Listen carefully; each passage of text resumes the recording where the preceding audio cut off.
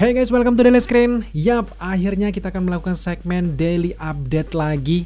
Nah, di video kali ini sesuai dengan judul yang kalian lihat dan kalian klik, kita akan ngebahas tentang DC Universe yang katanya bakal new era of DC Universe. Apakah semenjanjikan itu? Apakah semenarik itu? Tapi sebelum itu, kita akan membedah beberapa hal-hal yang terjadi di DC Universe di Warner Bros. Baru-baru ini terkait dengan Ezra Miller yang memerankan The Flash, dimana banyak sekali masalah si bocil ini ya, bocil kita anggap ya, karena memang ya menyebabkan masalah mulu gitu loh. Kemudian juga beberapa project-project dari DC ini beberapanya sangat menjanjikan, salah satunya seperti Black Adam, The Flash, dan Shazam, Aquaman 2. Wah, itu bener-bener menjanjikan. Dan juga kalian juga pasti lihat di Instagram kita di Daily Screen juga kita juga ngomong-ngomen soal kalau masalah kostum desain, project-project DC ini nggak pernah mengecewakan. Dan itu true guys, karena memang untuk kostum desain menurut kita DC sangat-sangat niat. Tinggal apakah dengan bergantinya bos dari Warner Bros ini dengan bos yang sekarang, yang dimana udah merger dengan Discovery, apakah benar-benar new era dari DC yang bisa setidaknya sejalan dengan Marvel atau bahkan mungkin menyaingi Marvel? Kita sangat senang kalau ada dua perusahaan yang sama-sama memberikan kualitas yang terbaik. Kita nggak akan membanding-bandingkan, karena kita sebagai penonton makin banyak yang bisa kita tonton. So di video kali ini langsung saja kita akan update tentang DC Universe. Let's go. Di segmen daily update tentang new era of DC ini, kita ada 4 poin yang perlu kita bicarakan ke kalian semuanya, yang terkait dengan berita-berita juga bertebaran baru-baru ini. Yang pertama adalah ini terkait dengan Warner Bros. Discovery. Ternyata bosnya ini menjelaskan, yaitu David Zaslav ini menjelaskan kalau mereka sedang mencari sosok Kevin Feige di versi DC. Jadi mereka ingin mencari orang yang benar-benar paham dengan dunia DC, universe DC, Crisis on Infinite Earth lah terutama. Kita sangat senang ya, dia bener-bener sekarang lagi dalam proses mencari orang itu. Jadi kalau di MCU sendiri kan buah kesuksesan dari MCU dari 10 tahun lalu itu kan memang dari Kevin Feige yang memulai universe-nya sendiri dengan Iron Man yang pertama, kemudian berlanjut sampai sekarang besar, sampai membawa tema multiverse. Itu semua karena Kevin Feige paham betul dengan dunianya. Enggak, selama ini bukan underestimate, karena memang di universe sebelah ini, di DC ini memang pemimpin-pemimpinnya itu nggak terlalu masuk ke dalam dunianya sendirinya, sekedar ya udah gue sebagai CEO inilah, tapi nggak terlalu paham dengan teknis-teknis, dengan kesinambungan ceritanya. Beda dengan Kevin Feige. Makanya di sini DC mengakui bahwa Kevin Feige adalah sosok yang sangat jenius, dan dia ingin mencari sosok bukan tandingan ya, tapi lebih ke yang mendekati seperti Kevin Feige, yang bisa benar-benar paham dengan DC Universe dan juga mengatur kesinambungan cerita dari DC Universe, nggak berantakan seperti sebelumnya, di mana Zack Snyder punya misi sendiri, misalnya Joss Whedon punya misi sendiri, ini punya misi sendiri, jadi terpecah belah. Jadi seolah-olah selama ini kita paham betul bahwa DC mereka ini terlalu membebaskan sang sutradara dengan misi mereka masing-masing, sampai setiap filmnya itu keluar ke jalur mereka masing-masing. Jadi ya alhasil mereka jauh di bawah MCU. Sedangkan kita tahu sendiri kalau sebelum hadirnya MCU di per 10 tahun seperti Kevin Feige, datangnya Kevin Feige, DC benar-benar merajai dunia persuperheroan, man. Mulai dari tahun-tahun 80-an, 40-an mereka menguasai komik. Bahkan DC itu terkenal lebih naik ke komik. Bahkan ada banyak sekali sosok-sosok karakter yang lahir di komik Marvel itu terinspirasi dari DC Universe. Tapi sekarang pada kenyataannya bahwa di live action MCU justru sekarang kita harus akui bahwa mereka jauh di atas DC. Nah, sekarang dengan lagi diraciknya dunia multiverse dari MCU, sudah waktunya kalau DC ini mulai bangkit, dan seolah-olah ini adalah waktu yang tepat nih untuk bos dari Warner Bros ini. Karena selama ini kita juga cukup sentimen dan juga cukup pesimis dengan pemimpin dari Warner Bros, di mana ya nggak terlalu serius dalam menanggapi superhero universe mereka. Berbeda kalau sekarang setelah Discovery gabung, mereka ketiplok, bener-bener tegas guys.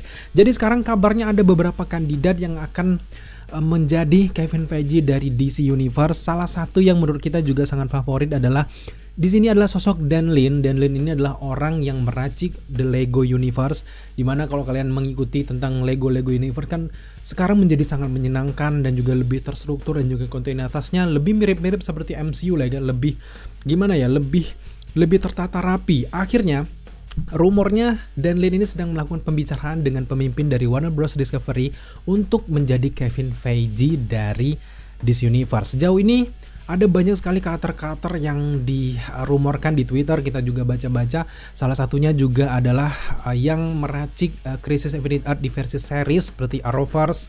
Gue lupa namanya siapa, yang jelas itu juga menjadi rumornya akan diangkat di versi live actionnya. Karena ada rumor juga kalau event Crisis akan dinaikkan ke versi filmnya nanti akhir-akhirnya setelah mungkin The Flash. Kan The Flash bawa multiverse. Nah nanti setelah The Flash kabarnya ada film versi Crisis of Infinite Earth di versi filmnya yang lebih keren lagi guys.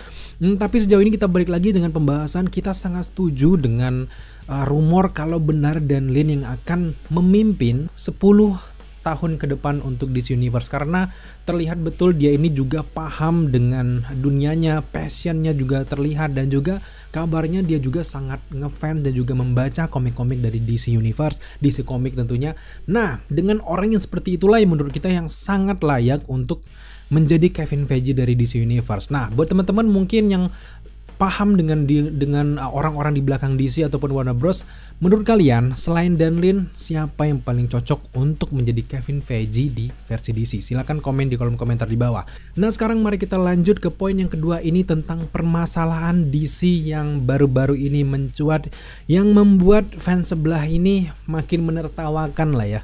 Padahal memang kalau kita lihat secara mendalam, karena gue kan memang abu-abu nih, nggak MCU nggak DC, gue suka semua gitu loh. Gue sebagai media yang menyampaikan ke kalian, gue yang buat konten. Kalau kalian mau nonton MCU silakan, DC silakan, dan gue berada di jalur abu-abu.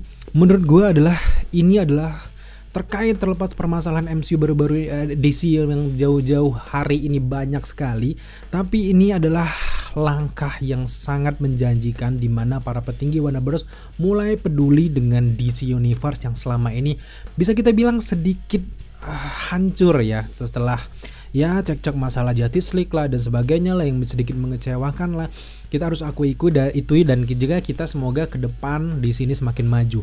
Salah satu masalah yang paling utama yang sering kita bahas juga adalah tentang Project The Flash yang terancam gagal karena aktor utamanya itu Ezra Miller selalu membuat masalah hukum di luar filmnya. Sebenarnya kalau gue pribadi, gue nggak terlalu peduli dengan masalah dari aktor di luarnya, mau dia ngapa kayak kenapa kayak terserah, tapi gue peduli dengan aktingnya, karakternya dalam filmnya. Tapi kan nggak semua orang kayak gitu guys. Banyak orang juga yang memperdulikan sebuah adab dari sang aktor, bagaimana perilakunya itu akan berdampak dengan filmnya, dan juga bagaimana berdampak dengan psikologis orang-orang yang keluarganya yang bawa anak ke bioskop. Nantinya jangan-jangan sosok The Flash ini menjadi idola si anak keluarga tersebut, dan akhirnya ia mencari tahu kalau yang memerankan tersebut adalah Ezra Miller, yang ternyata kelakuannya seperti itu, takutnya nanti ditiru oleh anak-anak. Itu wajar-wajar saja. Nah, baru-baru ini bos dari Warner Bros Discovery, dimana David Zaslav ini memberikan 3 opsi terakhir kepada Ezra Miller setelah beberapa bulan dibiarkan begitu saja masalahnya. Sebelumnya perlu kalian ketahui bahwa sekarang adalah Ezra Miller ini didakwa mencuri minuman keras ataupun alkohol di rumah kosong, dan akhirnya dia mendapatkan ya semacam teguran, mungkin hukuman dari pihak berwajib, tapi itu cukup berdampak dengan dunia entertainment, khususnya dengan dunia perfilman superhero lah. Dan balik lagi bahwa pemimpin dari Warner Bros Discovery ini memberikan 3 opsi kepada Ezra Miller terkait dengan kasus-kasusnya ini, apakah dia mau tetap di DC apa enggak gitu. Kalau enggak langsung didepa gitu lah. Nah, ketiga opsi tersebut adalah yang pertama, Ezra Miller ini harus melakukan press release terbatas yang menjelaskan bagaimana perilakunya yang tidak menentu, dan intinya minta maaf lah ke penonton. Nah, opsi kedua, Ezra Miller tidak ambil bagian dari promosi film The Flash dan akan di-recast.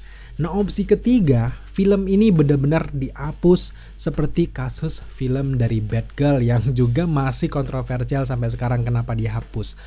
Nah, ketiga opsi tersebut sangat-sangat krusial menurut kita. Hanya satu opsi yang benar-benar menguntungkan Ezra Miller dan juga diberikan kesempatan, yaitu tentu saja opsi yang pertama, dia harus menjelaskan ke wartawan, ke penonton bahwa perilakunya baru-baru ini memang karena ini seperti itu. Nah, yang sedangkan opsi kedua ketiga itu tidak lain adalah pemecatan intinya. Jadi beberapa hari ini kita juga menunggu apa nih langkah dari Ezra Miller terkait dengan pilihan opsi dari bos Warner Bros ini. Karena memang Warner Bros Discovery semenjak mereka bergabung benar-benar tegas, dia nggak takut untuk mendepek bahkan menggagalkan film itu meskipun sudah dibuat dan juga berbudget besar, meskipun memang banyak fanbase-nya, dia tidak takut. Yang penting adalah bagaimana kontinuitas 10 tahun seperti MCU tersebut tetap berjalan. Nah, baru-baru ini akhirnya kita mendengar keterangan langsung dari Ezra Miller yang sebenarnya kita cukup deg-degan. Apa sih tanggapan Ezra Miller?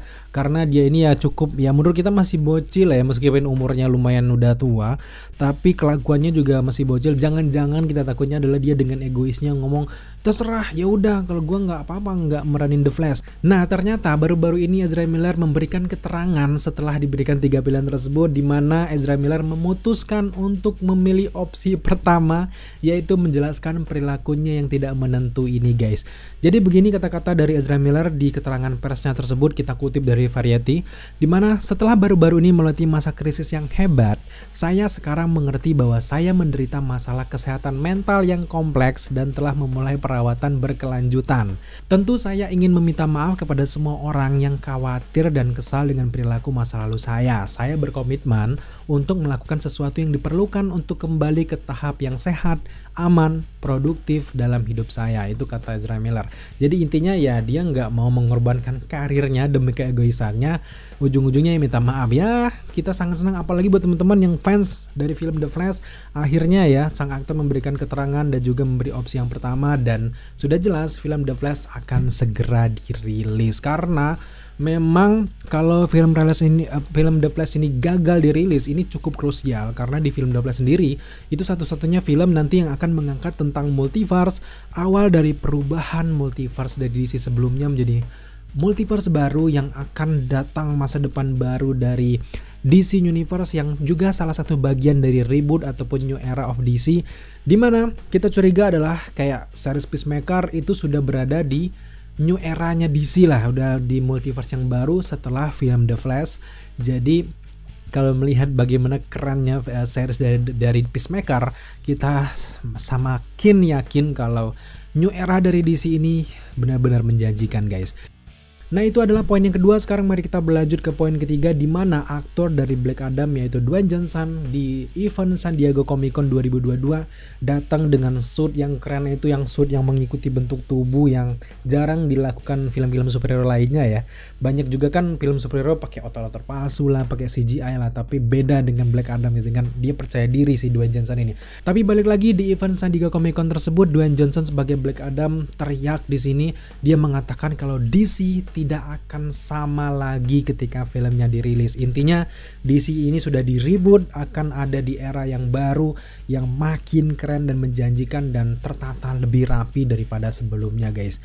Nah, tanggapan kita adalah kita sangat yakin memang benar-benar ke depan DC akan lebih baik lagi dengan hadirnya Dwayne Johnson. Juga sangat serius sekarang ke DC karena Dwayne Johnson adalah salah satu teamwork ataupun yang membentuk Shazam Universe ini, dimana dia sebenarnya kan Black Adam itu tampil di film Shazam yang pertama, tapi karena beberapa hal pertimbangan dan usulan dari Dwayne Johnson itu sendiri akhirnya dibuat di film terpisah, dan pada akhirnya nanti di film ketiga ataupun keberapa gitu mereka akan bertemu. Dwayne Johnson pun udah menjadi bagian tim dari DC Universe ataupun yang new era ini, jadi kita makin yakin bahwa DC ini akan sangat menjanjikan dan kita akan menantikan semua itu guys. Gairah kita terkait DC Universe ini yang new era adalah terutama dimulai dari film Suicide Squad yang digarap oleh James Gunn. Itu benar-benar keren menurut kita dari segi sinematografi, cerita dan sebagainya, dan keberaniannya dengan R-rated-nya itu. Kemudian juga hadir lagi series Peacemaker yang ya kita sangat terhibur dan juga benar-benar mengedepankan kualitas ya, kalian lihat sendiri lah ya, nggak malu-malu gitu loh. Jarang ada film superhero yang khusus untuk dewasa seperti ini, jarang. Kemudian juga Shazam yang pertama itu juga sangat menjanjikan dan seolah-olah membawa kecerahan dari DC Universe yang terkenal dark. Kemudian yang selanjutnya ada Black Adam. Kita juga sudah melihat beberapa teaser, trailer, bahkan footage di belakang layar bagaimana menjanjikan cerita dari film ini, bahkan akan menghadirkan kelompok tertua dari superhero DC, yaitu Justice Society of America, yang cukup menjanjikan juga. Di sana juga ada kehadiran Dr. Fate, Atom Smasher, dan banyak lagi, Sprite dan lainnya guys. Selanjutnya adalah film Blue Beetle. Ini kayak digadang-gadang mungkin Blue Beetle ini kayak film Iron Man-nya DC lah ya untuk sekarang ya, karena nggak ada film Cyborg sendiri kan belum jelas bagaimana project mereka. Nah, kita bergantung ke Blue Beetle dulu. Nampaknya Blue Beetle ini nanti akan menggantikan posisi film Batgirl yang juga di cancel, dan sekarang Blue Beetle yang akan naik, dan kita tunggu saja. Nampaknya juga cukup menjanjikan meskipun memang gue nggak terlalu kenal dengan aktornya. Selanjutnya juga yang terakhir adalah The Flash Movie, dimana yang sudah kita jelaskan tadi kalau The Flash Movie akan kembali ke masa lalu, dan tanpa sengaja kita teorikan bahwa Barry Allen ini akan mengacaukan multiverse akhirnya karena dia melakukan perjalanan waktu. Akhirnya universe dari DC ini terjadilah sebuah universe baru ataupun timeline baru, akhirnya membentuk sebuah kelompok Justice League baru, film-film baru dari DC gara-gara awalnya adalah dari multiverse perjalanan waktu yang dilakukan oleh Barry Allen ataupun The Flash ini. Jadi film The Flash ini akan membawa kita ke new era of DC dengan multiverse-nya tentunya guys. Setelah semua yang kita bicarakan tadi, jelas kita sangat optimis dengan hadirnya era baru dari DC Universe. Kita optimis karena yang pertama adalah bos dari Warner Bros ini bener-bener sekarang tegas dan juga terarah guys, dan orang yang seperti inilah yang dibutuhkan untuk sebuah universe yang mencela yang tidak ada ketentuan yang jelas. Orang-orang sepertinya lah yang kita butuhkan guys. Kita harus ngomong apa adanya guys, ini mungkin demi ya keberlangsungan dan juga apa adanya supaya mereka lebih maju lagi gitu loh. Yang pertama adalah langkah dari bos Warner Bros yang kita sangat kontroversial adalah film Batgirl langsung di cancel karena setelah dia nonton, apaan ini film kok kayak gini, akhirnya juga mendapatkan kritikan dan juga nilai yang rendah ketika diberikan ke kritikus dan yang lainnya, akhirnya di cancel dan tidak ditayangkan dimanapun meskipun sudah menghabiskan modal sekitar 20 miliar dolar untuk proses syutingnya dan juga membayar kru dan juga aktor. Mereka nggak rugi demi 10 tahun ini tadi oleh fase 1, 2, 3 dari DC Universe ini. Jadi itu langkah yang menurut kita sangat berani dan juga terarah. Kemudian juga Ezra Miller akhirnya langsung diancam dengan tegas. Akhirnya Ezra Miller tunduk dan memutuskan untuk memilih opsi pertama tadi. Itu merupakan langkah yang tegas juga. Kemudian juga di masa depan beberapa film DC yang mungkin nanti setelah mereka lihat jelek, jelas bos dari Warner Bros Discovery ini tidak ragu-ragu untuk mengcancelnya guys. Tentu langkah seperti inilah yang sangat menakjubkan dan juga sangat kita butuhkan, dimana Warner Bros juga lagi sekarang ini menata timeline baru dari DCU sesuai dengan tujuan mereka, misi mereka. Apalagi kita juga sempat mendengar bahwa sekarang sedang dilakukan reshoot untuk film Shazam 2 ini sedang dilakukan reshoot. Kemudian juga Aquaman 2 juga dilakukan reshoot, The Flash juga dilakukan reshoot, bahkan Black Adam juga. Nah, kita curiga reshoot ini dilakukan untuk menyelipkan cameo-cameo yang selevel dengan Justice League yang pada akhirnya akan membentuk event-event yang sangat besar. Salah satunya kalau event di DC adalah event Crisis yang juga digadang-gadang akan naik ke level movie-nya, yang kita sangat nantikan semua itu guys. Jadi dengan di reshootnya beberapa film-film tadi, kita juga sangat curiga jangan-jangan Ben Affleck yang memerankan Batman masih optimis di DC Universe, karena sebelumnya dia akhirnya melihat ketidakjelasan dari DC Universe ini, dia langsung kabur gitu, langsung keluar, dia nggak mau lagi jadi Batman. Nah, tiba-tiba sekarang kita sempat melihat bocoran kalau pemeran dari Arthur Curry di sini Aquaman, juga Jason Momoa sempat foto dengan Ben Affleck di mana dengan setelan dari Bruce Wayne. Nah, kita duga juga di Aquaman 2 akan diselipkan juga Bruce Wayne di versi Ben Affleck. Nah, kemudian The Flash juga sudah pasti dia juga hadir karena ada 2 Batman di film ini.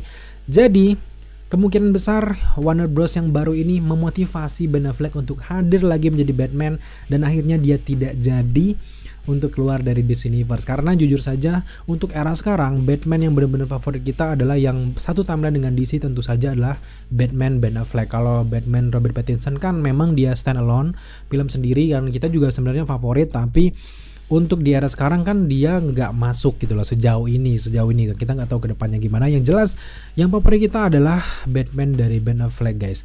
Dan juga ada beberapa berita terbaru juga bahwa film Shazam 2 dan juga Aquaman juga diundur karena memang ya mungkin karena reshoot tadi, tapi beberapa alasan mereka juga terutama untuk sutradara dari Shazam mengatakan kenapa diundur dari Desember 2022 menjadi Maret 2023 karena di bulan ini kan film dari Avatar The Way of Water kan juga dirilis.